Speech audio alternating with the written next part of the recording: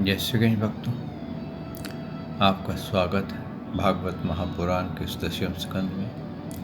हम 84वें अध्याय का पान कर रहे हैं। वसुदेवं सुतं देवं कंसचाणूरमर्दनं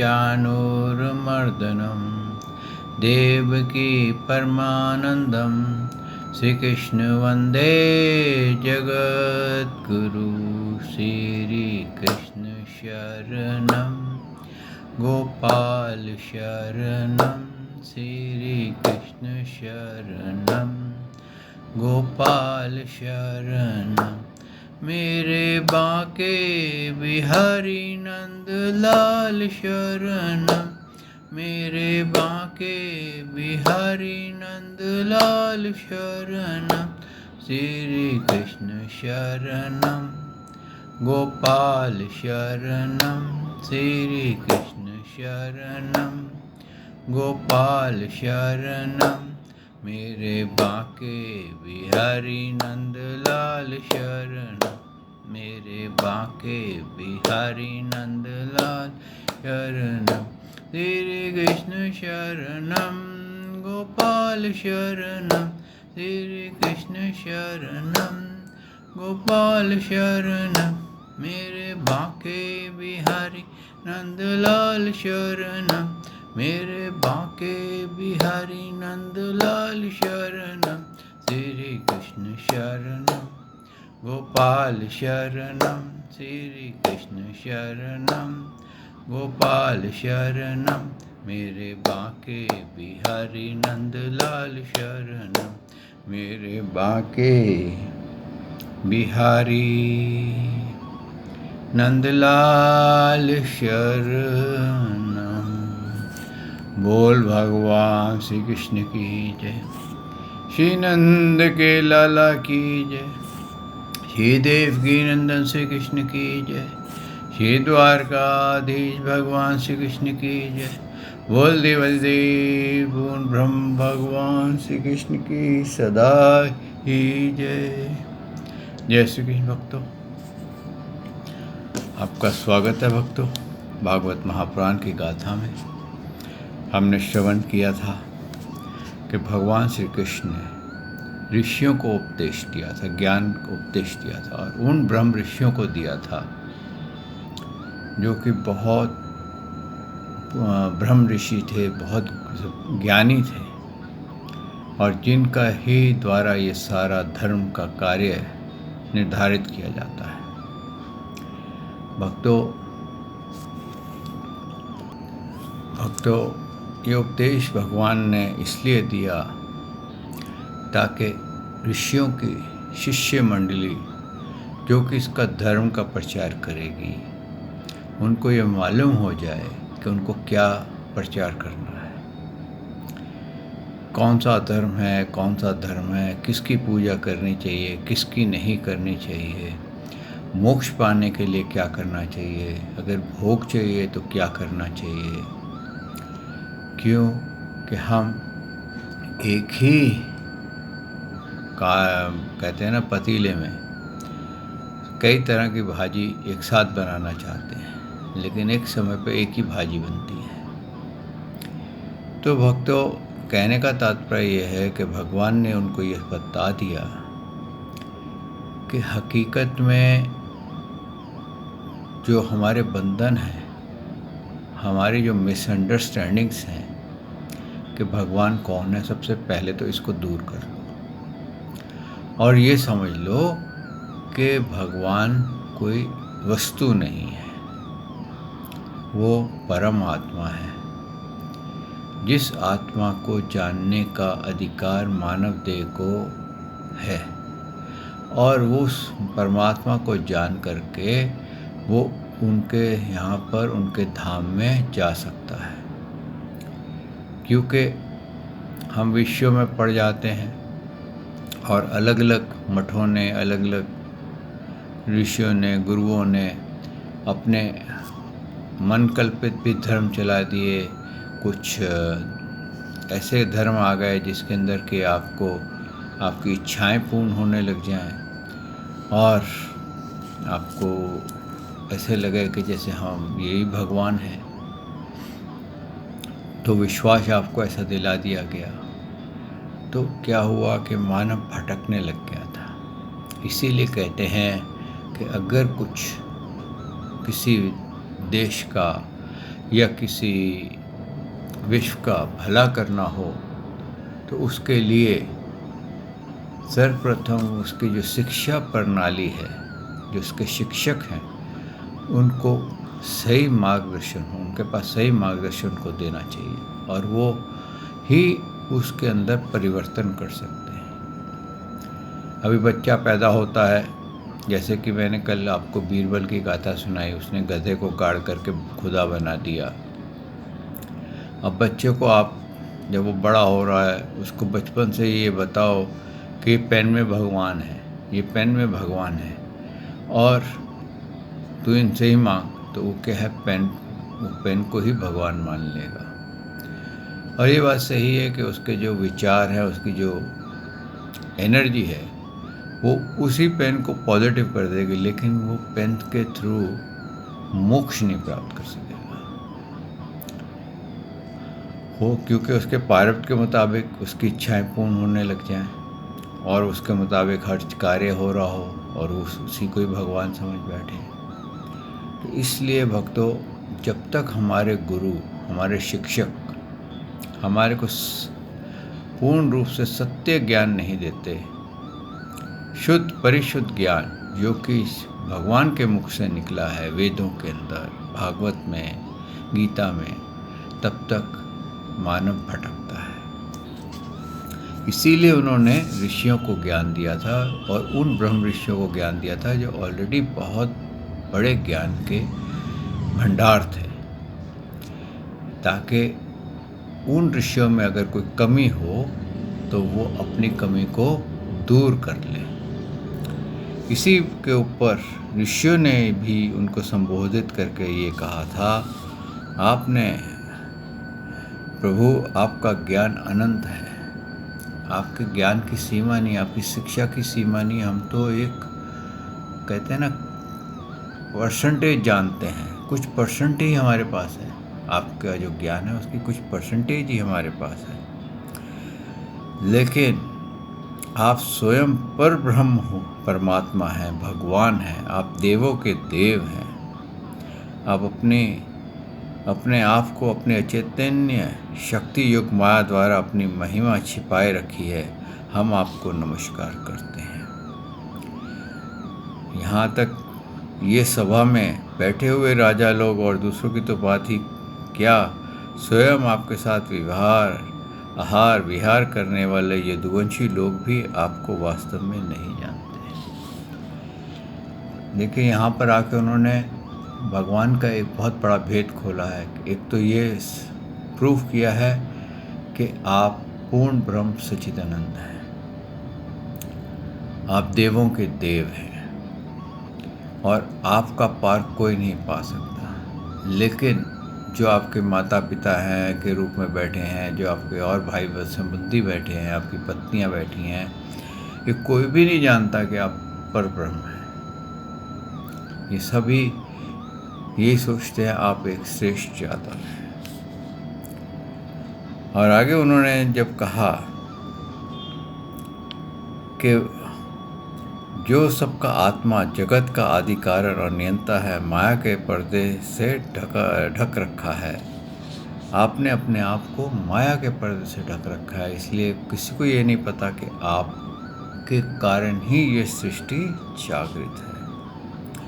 जब मनुष्य स्वप्न देखने लगता है, उस समय स्वप्न के मिथ्या पदार्थों को ही सत्य मान लेता है और नाम मात्र की इंद्रियां से प्रतीत होने वाले अपने स्वप्न शरीर को ही वास्तविक शरीर मान बैठता है।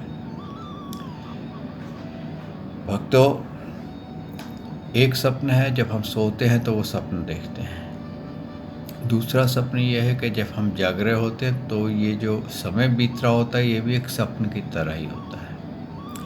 अगर इसको प्रूव करना हो तो आप ऐसे प्रूव कर सकते हैं। मान लीजिए आज आपकी उम्र 50 वर्ष की है, आप अपने पास्ट में चले जाइए, देखिए आपको कहाँ तक याद आता है। आपको याद आएगा कि मैं छोटा सा बालक था, या उससे पहले कुछ कईयों को अपने माँ के गर्भ तक की याद आ जाती है। कुछ ऐसे भी मानव हैं जिन्होंने अपने माँ के गर्भ में अपने आप को देखा है, उनको वहाँ से याददाश्त बनी हुई, स्मृति बनी हुई है। नहीं तो जब वो तोतली बोली बोलते हैं, पिताजी की उंगली पकड़ के चलते हैं, पिताजी से लिपटते हैं, माता से बात करते हैं, तो कुछ वैसे बचपन की भूली भुलाई चीज़ें, कहते हैं ना, फेड मेमोरीज आती हैं। फिर उसके बाद स्कूल की मेमोरीज उससे ज़रा बेटर हो जाती हैं। फिर उसके बाद कॉलेज की मेमोरीज उससे बेटर हो जाती हैं। फिर उसके बाद शादी की मेमोरी उससे बेटर हो जाती है।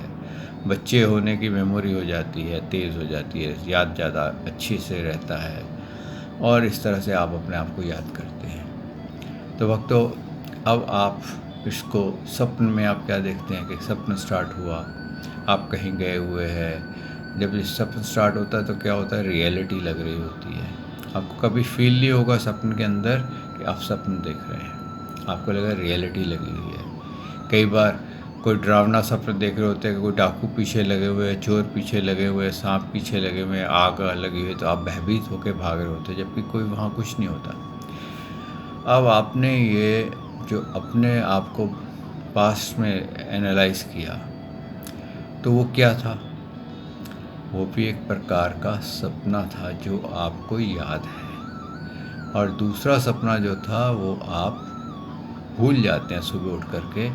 ऐसे ही जब ये शरीर छूटता है तो हम उस सपने को भूल जाते हैं जो हमारे जीवन का होता है, और हम जब नया शरीर प्राप्त करते हैं तो हम नए शरीर में जागृत होते हैं, और हम पिछले सपने को कभी हमारी याद रहती है, कभी नहीं रहती है। ऐसे ही भक्तों जब पास्ट लाइफ रिग्रेशन करते हैं, उनके साथ भी ऐसा हो जाता है। कईयों को पिछले जन्म की याद बिल्कुल डिलीट हो जाती है, मिट जाती है। क्यों? कि वो जैसे सपन कई बार याद नहीं रहता, कई बार बहुत अच्छा सपन देखा होता है, इतना याद रहता है सपना अच्छा था, अगर क्या था ये याद नहीं रहता। इसी प्रकार से भक्तों, ये जागृत आँख का सपना है। हम बालक थे, अब आप अपने, अगर आपके बचपन के माँ बाप ने कुछ वस्त्र रखे हों, आपके कई लोग रखते हैं कि बच्चे के वस्त्र संभाल के रख देते हैं, जब वो बड़ा हो जाता है तो उसको बोलते हैं देख तू ये वस्त्र पहनता था। अब वो जो छोटे 1-2 साल के, 3 साल के जो वस्त्र हैं जो आपने पहने थे, आप उसको पहन सकते हैं? नहीं पहन सकते, क्योंकि वो आपको आएंगे नहीं। आपका शरीर बड़ा हो चुका है, तो वो स्वप्न का शरीर था, वो आपका जागृत स्वप्न की तरह था। इसीलिए उन्होंने ये कहा, ऋषियों ने, कि वास्तविक हम जागते हुए भी और सोते हुए भी स्वप्न ही देखते हैं, और उसी उतनी देर के लिए इस बात का बिल्कुल पता नहीं रहता कि स्वप्न शरीर के अतिरिक्त एक और जागृत अवस्था का शरीर भी है, यानी कि एक और लाइफ भी है। हमें क्या लगता है यही लाइफ है, रोज़ सुबह उठना, कसरत करनी, दांत साफ करने, ऑफिस जाना, काम पे जाना, ऐसे रहना, पैसा कमाना कि सुख मिलेगा, लेकिन कई बार पैसा कमाने से दुख भी मिलता है। अपने परवाह नहीं करनी, कभी कुछ, कभी अपने शरीर का भी चिंतन नहीं करना, ख्याल नहीं रखना। कितनी बार ऐसा होता है कि हम काम पर जाते हैं और खाना नहीं खाते हैं, और कमा किस लिए रहे होते हैं? खाने के लिए। लेकिन हम कमाने के लिए खाना नहीं खाते, और कमा किसके लिए रहे होते हैं? वो आनंद से भोजन करने के लिए, आराम से ज़िंदगी बिताने के लिए। लेकिन हमारा आराम कहाँ गया? हमने अपने आराम को ही ख़त्म कर दिया। क्यों? कि हमें इस बात का भान नहीं रहता कि ये शरीर नष्ट होने वाला, ये सपना टूटने वाला है। जैसे सुबह होगी नींद टूट जाती है और वो सपन समाप्त हो जाता है जिसे हम देख रहे होते हैं, वैसे ही ये जीवन का जो सपन हम देख रहे होते हैं ये समाप्त हो जाता है, और फिर एक रियलिटी का जीवन जब सामने आता है तो हम सपन के जीवन में इतना कई बार खोए हुए होते हैं कि हम उसको छोड़ना नहीं चाहते। हम उसी को याद कर कर के उसी के अंदर दुख मानते हैं, उसी के अंदर सुख मानते हैं। हम आने वाले समय का स्वागत नहीं करते हैं। वक्तों अगर देखा जाए तो जितना डिप्रेशन, जितना आपको ब्लड प्रेशर, डायबिटीज़, हाइपरटेंशन्स, कैंसर तक बड़े बड़े रोग, ये महज इसलिए होते हैं कि हम अपने पास्ट को नहीं छोड़ पाते।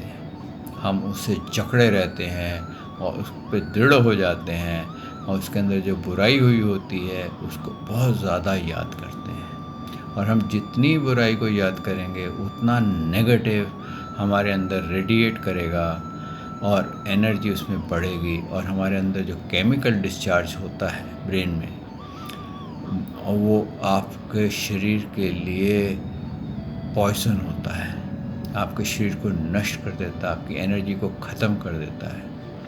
और होता क्या है, आप रोगग्रस्त हो जाते हैं। आग इसीलिए कहा है कि कभी भूतकाल को याद मत करो, इस पल क्या हो रहा है। इस पल अगर आपका शरीर स्वस्थ है, इस पल आपके पास भोजन खाने को पूर्ण रूप से है, इस पल आपके पास एड जो आपको चाहिए, मदद चाहिए, वो आपको मिल रही है, तो आप सबसे बड़े सौभाग्यशाली व्यक्ति हैं इस संसार में।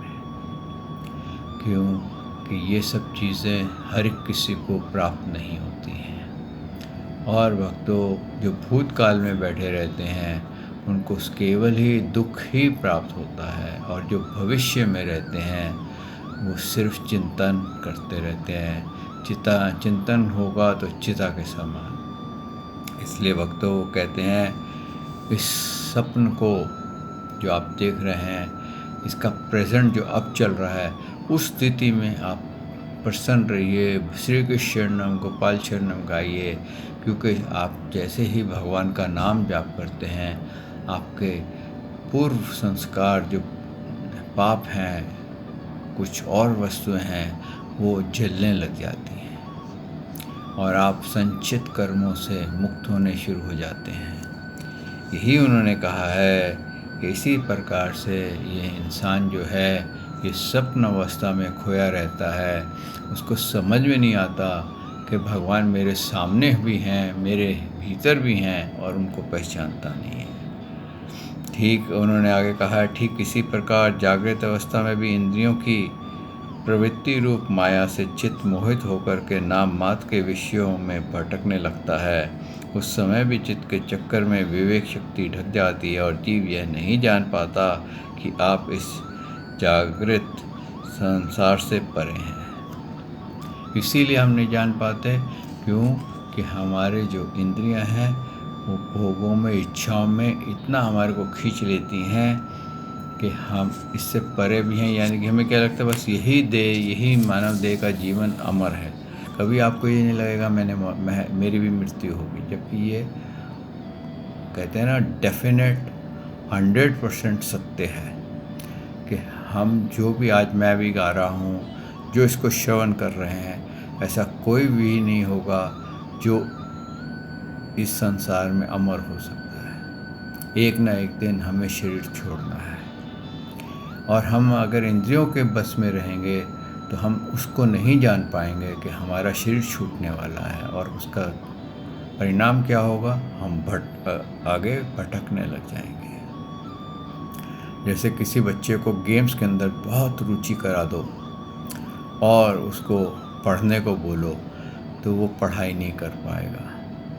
उसको कुछ ऐप लगा दो, कोई ड्रग लगा दो बच्चे को, कितना ही शार्प हो, वो अपने स्कूल में, अपनी क्लास में पढ़ नहीं पाएगा, क्योंकि उसको ड्रग ने घेर लिया, उसका दिमाग, उसकी विवेक शक्ति को छीन लिया गया है। इसी प्रकार भक्तों, हमारी जो विवेक शक्ति है, ज्ञान शक्ति है, ये हमारी इंद्रियां, मन और बुद्धि ये छीन लेते हैं, और इसको जागृत करना ही हमारा सबसे प्रथम कर्तव्य है। इसीलिए कहा है कि हमेशा ज्ञान अर्जित करते रहो, गीता पढ़ते रहो, भागवत पढ़ते रहो, ताकि आपको समय समय पर आपका घंटी बजती रहे कि आपका ये शरीर टेम्परेरी है, ये एक साधना करने के लिए मिला है। वैसे ही जैसे कोई फ़्लाइट मिलती है आपको यहाँ से लेकर के कहीं अमेरिका ले जा रही है, तो फ़्लाइट आपको थोड़ी देर के लिए मिली है, लेकिन अगर आप उस फ़्लाइट में ये चाहें कि ये मेरे को सदा के लिए मेरे पास रह जाए तो नहीं रहेगी, क्योंकि आप वहाँ पहुँचते ही आपको वहाँ पर उतार दिया जाएगा। ऐसे ही शरीर की यात्रा है।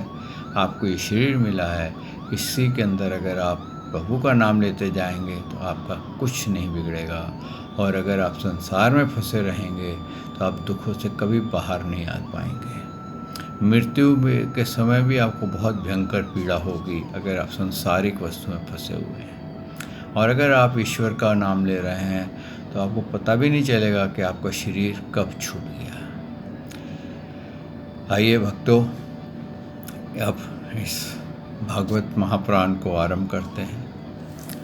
सच्चिदानंद रूपाय विश्वोत्पत्ते आदि हेतवे तापत्रय विनाशाय श्रीकृष्णाय वयं नमो नमः। श्रीकृष्णाय वयं नमो नमः। श्रीकृष्णाय वयं नमो नमः। श्रीकृष्णाय वयं नमो। बोल भगवान श्री कृष्ण महाराज की जय। भक्तों, ये सब देख कर के सुखदेव जी कहते हैं कि सर्वज्ञ भगवान इस प्रकार स्तुति करके अपने उनसे राजा धृतराष्ट्र से तथा धर्मराज युधिष्ठिर से अनुमति लेकर के उन लोगों ने अपने अपने आश्रम जाने का विचार किया। परम यशस्वी वसुदेव जी ने उनका जाने का विचार देख करके उनके पास आए और उन्हें प्रणाम किया और उनके चरणों में पकड़कर बड़ी निम्रता से निवेदन करने लगे। वासुदेव जी ने कहा, ऋषियों, आप लोग सर्वदेव स्वरूप हैं। मैं आप लोगों को नमस्कार करता हूँ। आप लोग कृपा करके मेरी एक प्रार्थना सुन लीजिए। वह यह कि जिन कर्मों के अनुष्ठान से कर्मों और कर्म साधनाओं का अत्यंतिक नाश हो, मोक्ष हो जाए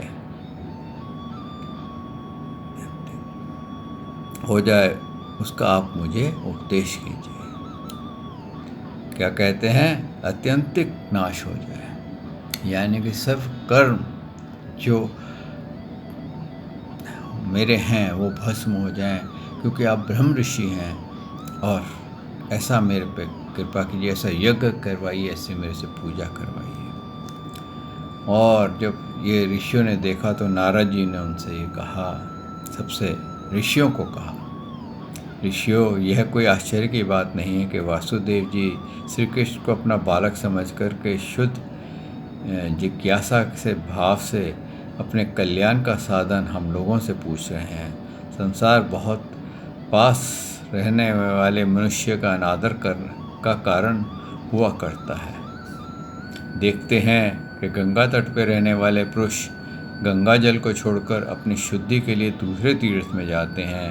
श्री कृष्ण की अनुभूति के समय के फेर से होने वाले जगत की सृष्टि स्थिति और प्रलय मिटाने वाली नहीं है। वे स्वतः किसी दूसरे निमित्त से, गुणों से और किसी भी क्षण नहीं होते। उनका ज्ञान स्वरूप अविद्या, राग, द्वेष आदि क्लेश, पुण्य पापमय कर्म, सुख दुख, कर्म फल तथा सत्व आदि गुणों के प्रभाव से खंडित नहीं है। वह स्वयं अद्वितीय परमात्मा है। जब वे अपने को ही अपनी शक्तियों से प्राण आदि से ढक लेते हैं, तब मूर्ख लोग ऐसा समझते हैं कि वे ढके गए, जैसे बादल, कोहरा या ग्रहण के द्वारा अपने नेत्रों को ढक जाने पर सूर्य ढका हुआ मान लेते हैं। देखिए हुआ क्या था कि वासुदेव जी को क्या लगा कि ये जो भगवान श्री कृष्ण की और बलराम जी की इतना उनके बारे में बोल रहे हैं, इसलिए बोल रहे हैं कि ये दोनों बड़े सर्वश्रेष्ठ यादव हैं और इनसे प्रभावित हो गए हैं। इनके पराक्रम से, इनके टैलेंट से, इनके शक्तियों से वो इतने प्रभावित हो गए हैं कि वो इनको मिलने के लिए आए हैं। हकीकत क्या है, ये तो बालक है, मैं इनको क्या पता कि ये तो ऑर्डिनरी छोटा सा बालक है, थोड़ा सा जिगलेरी कर लेता है। क्यों कि वसुदेव जी भ्रमित किस लिए हो गए थे? क्योंकि वो अपने आप को मैं मान बैठे थे। वो पूर्ण ज्ञान से विमुख थे। उनको पिछले जन्मों का, जबकि भगवान ने उनको बताया था कि तुमने मेरी साधना करके मेरे से वर मांगा था कि तुम मेरे जैसा पुत्र चाहिए, क्योंकि मेरे जैसा कोई दूसरा नहीं है। जो चीज़ मैं नहीं दे सकता उसको 3 बार करके देता हूँ। तो मैं 3 बार तुम्हारा पुत्र बना, लेकिन माया ने ऐसा तुम्हें मोहित कर दिया कि इस जन्म में तुम ज्ञान भूल गए। और यही नारद जी ने कहा कि देखो, जिस देवेश्वर की पूजा हम करते हैं, जिसको पाने के लिए हम तरसते हैं, वो पुत्र रूप से इनके पास हैं। और इनको ये ज्ञान नहीं हो रहा है कि ये देवों के देव स्वयं ईश्वर हैं। इनका ही परम पद प्राप्त करने के लिए सारी सृष्टि के ज्ञानी, जिनको कि ये पता है कि भगवान कौन है, सृष्टि से पहले कौन थे, आज कौन है और इसके बाद कौन रहेंगे, उसको प्राप्त करने के लिए अनेकों यज्ञ करते हैं, अनेकों तपस्या करते हैं, अनेकों जन्मों तक करते हैं, लेकिन पार नहीं पाते, उनका साक्षात्कार नहीं कर पाते। लेकिन इनके पास तो भगवान 24 घंटे इनके साथ रहते हैं, और तो भी ये अपने उसको सर्वश्रेष्ठ ही मानते हैं, उसको भगवान नहीं मानते। और यही उन्होंने कहा कि ये बहुत दुर्भाग्य की बात है कि जब कोई वस्तु बहुत पास होती है तो हम उसका अनादर कर देते हैं। ऐसे ही आप देखते हैं कई लोग जो गंगा जी में रहते हैं, गंगा तट पे रहते हैं, वो गंगा तट छोड़ कर कहीं और जाते हैं। जो वृंदावन में रहते हैं वो वृंदावन छोड़ कर के किसी और देवी देवता की पूजा में लग जाते हैं। तो ये भक्तों, ये कोई चंबे की बात नहीं है। ये अक्सर ऐसा होता है कि जो चीज़ का पूर्ण ज्ञान ना हो, जिसकी इच्छा भी ना हो, उसको क्या लगता है कि यही मेरे को फल देगा, यही मेरे को सुखी करेगा। और वसुदेव जी को यही लग रहा था, वो भूल गए थे कि उनकी तपस्या तो इन ऋषियों से भी बड़ी थी। वो तो इन ऋषियों से भी बड़ी तपस्या कर चुके थे, जिन्होंने भगवान को अपने पुत्र रूप में पाया था। लेकिन वो कहते हैं ना, समय के फेड से उनकी मेमोरी फेड हो गई, और 5 भौतिक शरीर में इंद्रियों का जाल ऐसा मोह का बुना गया कि उनको ये याद ही पता ही नहीं कि ईश्वर कौन है, जबकि सामने ईश्वर बैठे। कभी उन्होंने ये सोचा ही नहीं कि मैं इनसे ज्ञान ले लूँ, अपने जीवन मृत्यु को से मुक्त कर दूँ। जबकि जब वो भगवान जब प्रकट होने लगे थे कारागृह में, तो उन्होंने उससे पहले बालक रूप धारण करने से पहले उनको अपने पूर्ण रूप में पूर्ण ज्ञान दिया था। लेकिन वो इतना, कहते हैं, जब तक कारागार में थे तो उनको याद था, लेकिन कारागार से जैसे निकले, जैसे सुख शांति समृद्धि आई, वो भूलने लग गए। ऐसे ही वक्त हमारे साथ होता है कि अभी तो कहा है ना, दुख में सिमरन हर करे, सुख में करे ना कोई, जो दुख में सिमरन करे तो क्षमा करें, दुख में सिमरन सब करें, दुख में सिमरन सब करें, सुख में करे ना कोई, जो सुख में सिमरन करे तो दुख का एक होए। यानी कि हमारा जब अच्छा वक्त आता है तो हम भगवान का सिमरन छोड़ करके हम सोचते हैं हम कर रहे हैं, ये तो हमारा मेहनत का फल है। लेकिन जब दुख आता है तो हम भगवान को याद करने लग जाते हैं। फिर हम कहते हैं, हे भगवान, हमने क्या किया, कौन सा ऐसा पाप किया है जो हमारे को ये कष्ट भोगना पड़ता है। तो इसलिए भक्तों, हमारे को हर पल, हर क्षण, हर घड़ी भगवान का चिंतन करते रहना चाहिए। इसी तरीके से कहते हैं, फिर ऋषियों ने वसुदेव जी को यज्ञ की पूर्ति कराई, उनको कई यज्ञ कराए, कई विधि पूर्वक उनको, जैसे एक होता है ना कि टाइप ऑफ प्ले किया, एक किस्म से ड्रामा ही था कि उनको ये कार्य करा दिया, वो कार्य करा दिया, ताकि उनको मन में संतुष्टि हो जाए, हाँ मैंने ये यज्ञ कर लिया ना, अब मेरा मोक्ष हो जाएगा। लेकिन मोक्ष तब होगा जब अपने पुत्र के शरण में जाएंगे। लेकिन अगर फिर भी पुत्र की शरण नहीं गए, उन्होंने जब सारा कुछ पूजा हुई तब भी उन्होंने ये देखा कि उनके पुत्र का ही पूजा हो रही है, सब कुछ हो रही है, लेकिन फिर भी वो चेते नहीं और उन्होंने ऋषियों को प्रसन्न करके वहाँ से विदा किया। आइए भक्तों, आज हम वाणी को यहाँ विश्राम देते हैं। कल प्रभु ने चाहा तो आपकी सेवा में मैं फिर हाजिर होऊंगा और इस गाथा को आगे गाएंगे। श्री कृष्ण शरणम गोपाल शरणम, श्री शरणम गोपाल शरणम, मेरे बांके बिहारी नंद लाल शरणम, मेरे के बिहारी नंद लाल शरणम, मेरे कृष्ण शरणम गोपाल शरणम, श्री कृष्ण शरणम गोपाल शरणम, मेरे बांके बिहारी नंद लाल शरणम, मेरे बांके बिहारी नंदलाल शरणम। बोल भगवान श्री कृष्ण की जय, श्री नंद के लाला की जय, हे देव की नंदन श्री कृष्ण की जय, हे द्वारकाधीश भगवान श्री कृष्ण की जय। बोल देवादिदेव पूर्ण ब्रह्म भगवान श्री कृष्ण की जय।